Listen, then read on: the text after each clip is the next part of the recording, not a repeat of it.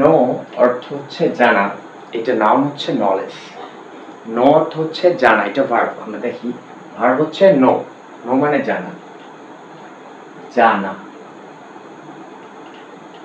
এখন এটা noun form হচ্ছে নলেজ মানে জ্ঞান, এটাকে বলে interchange of parts of speech, যেটা বিভিন্ন কম্পিটিটিভ এক্সামের জন্য আসলে ভেরি মাচ ইম্পর্টেন্ট।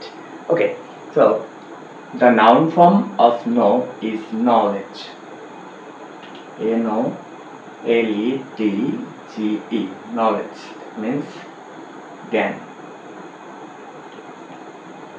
ভার্ব হিসেবে নো, নাউন হিসেবে knowledge. Okay, next one is arrive.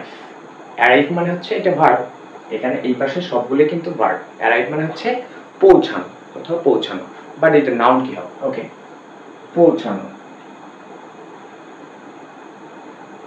পৌঁছানো। গেস করো, অ্যারাইভ কিছু কিছু ভার্বের সাথে এল যোগে নাউন হয়ে যায়, যেমন এটি অ্যারাইভ, অ্যারাইভাল, অ্যারাইভাল। এইটাও পৌঁছানো,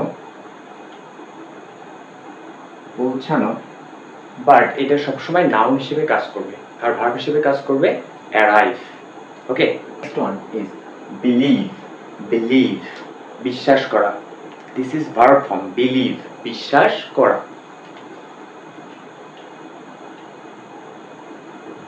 বিশ্বাস করা। দেন এটা দুইটা নাউন হতে পারে, একটা হচ্ছে বিলিভার বিশ্বাসী, অথবা বিলিভ। আমি দুইটাই লিখছি, BELIEF, বিলিভ, অর BELIEVER,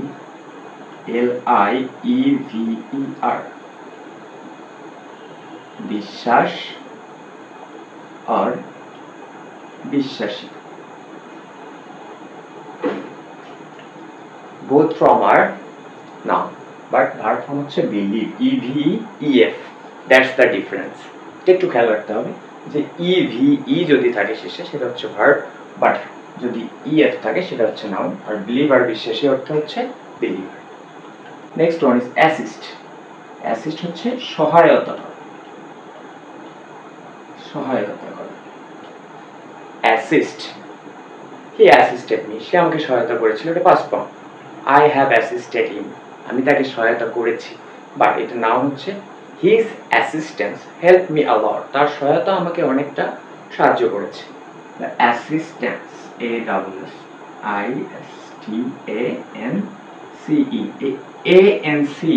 এই সাফিক্স যুক্ত হয়ে ম্যাক্সিমাম ওয়ার্ডগুলো কিন্তু নাউনের কাজ করে, এটার অর্থ দিবে হচ্ছে সহায়তা।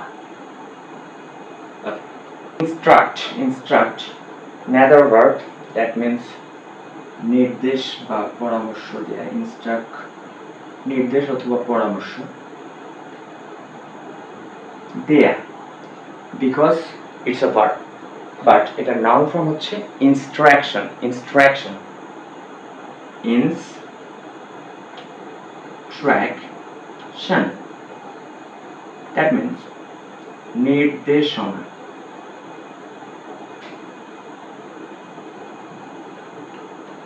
He instructs me, সে আমাকে নির্দেশ দেয়। I follow his instruction, I follow his instruction, আমি তার নির্দেশনা মানি। It's a very much important topic to learn English properly, and every competitive exam, if you want to do well in the competitive exam, you must learn interchange of parts of speech, noun to verb, verb to noun, noun to adjective। এই ফর্মগুলো আমরা যদি জানি তাহলে কিন্তু আমরা অনেক স্টুডেন্টদের থেকে, অনেক লার্নার থেকে এগিয়ে থাকবো।